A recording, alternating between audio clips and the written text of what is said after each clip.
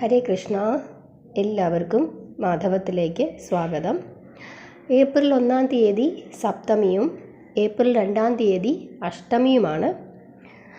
നമ്മൾ കേരളത്തിൽ സാധാരണ കേട്ടുകേൾവിയില്ലാത്ത, സാധാരണ നമ്മൾ അങ്ങനെ പ്രാർത്ഥിക്കാത്ത ഒരുപാട് ദേവീദേവന്മാരെ, അതായത് ദേവിമാരുടെയും ദേവന്മാരുടെയും ഒരുപാട് മറ്റ് രൂപങ്ങളെ മറ്റ് സംസ്ഥാനങ്ങളിൽ ഒക്കെ പ്രാർത്ഥിക്കാറുണ്ട്. അങ്ങനെ ഉത്തരേന്ത്യയിൽ, അതായത് ഉത്തർപ്രദേശിൽ, രാജസ്ഥാനിൽ, ബീഹാറിലൊക്കെ അവർ സ്ഥിരമായി പ്രാർത്ഥിക്കുന്ന ഒരു ദേവിയാണ് ശീതള ദേവി.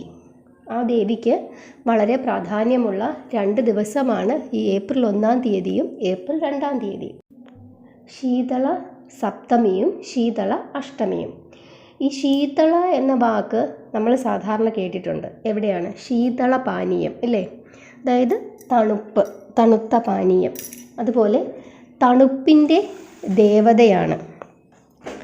ഇനി ഞാനൊരു കാര്യം പറയാം, അപ്പോൾ നമുക്ക് മനസ്സിലാകും നമ്മൾ ആ രീതിയിലൊരു ദേവിയെ പ്രാർത്ഥിക്കുന്നുണ്ട് എന്ന്. അതായത് അസുഖങ്ങൾ, വസൂരി, പനി ഇതുപോലുള്ള രോഗങ്ങളൊക്കെ മാറ്റുന്ന ദേവിയാണ് ശീതള ദേവി.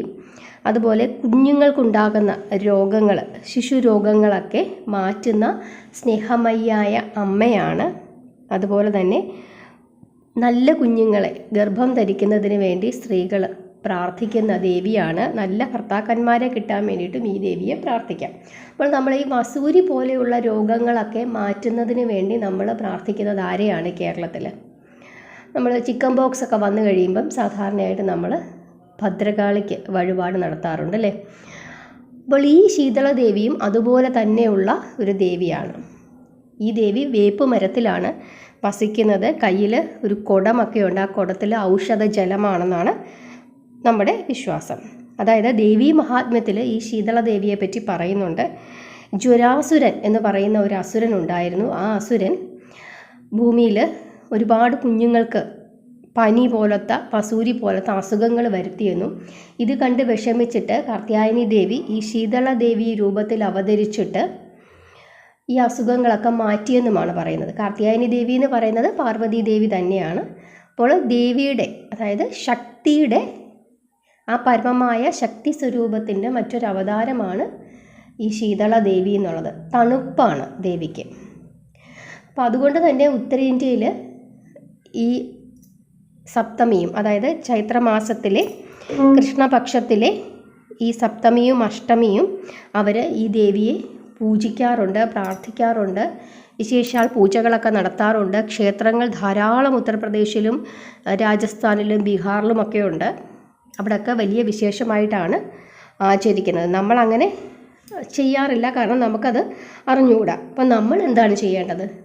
നമുക്കറിയാം, ചൂട് കൂടി വരികയാണ്. ഓരോ ദിവസം ചെല്ലുന്തോറും ചൂട് വർദ്ധിച്ചുകൊണ്ടിരിക്കുകയാണ്. ഇതുപോലുള്ള ചിക്കൻ ബോക്സ് പോലുള്ള അസുഖങ്ങളൊക്കെ വരാനുള്ള സാധ്യതകൾ ധാരാളമായിട്ടുണ്ട്. നമ്മൾ ഈ 2 ദിവസവും നമ്മൾക്ക് ചെയ്യാൻ പറ്റുന്ന രീതിയിൽ, അതായത് ലളിതാ സഹസ്രനാമം ജപിക്കുക, അമ്മേ നാരായണ ദേവി നാരായണ എന്നുള്ള ആ ദിവ്യമായ മന്ത്രം ജപിക്കുക, അതുപോലെ ഭദ്രകാളി ദേവിയെ പ്രാർത്ഥിക്കുക. നിങ്ങളുടെ അടുത്തൊക്കെ ഭദ്രകാളി ക്ഷേത്രങ്ങളൊക്കെ ഉണ്ടെങ്കിൽ അവിടെയൊക്കെ പോയിട്ട് ദേവിയെ പ്രാർത്ഥിക്കുക.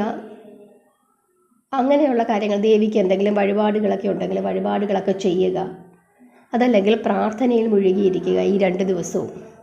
ദേവിക്ക് കൂടുതൽ പ്രാധാന്യം കൊടുത്ത് പ്രാർത്ഥിക്കുക. നമ്മൾ സാധാരണ ഭദ്രകാളി രൂപത്തിലാണ് ദേവിയെ പ്രാർത്ഥിക്കുന്നത്. കാരണം ഈ വസൂരി മുതലായ അസുഖങ്ങൾക്കൊക്കെ വേണ്ടി അത് മാറുന്നതിനായിട്ട്. വേപ്പ് മരത്തിലാണ് ഈ ശീതള ദേവി താമസിക്കുന്നതെന്ന് പറയുന്നുണ്ട്. അതുപോലെ തന്നെയല്ലേ നമ്മൾ പണ്ട് ചിക്കൻ ബോക്സ് ഒക്കെ വന്ന സമയത്ത് വേപ്പിൻ്റെ ഇല ഇങ്ങനെ വിരിച്ചിട്ട് അതിൽ കിടത്തും.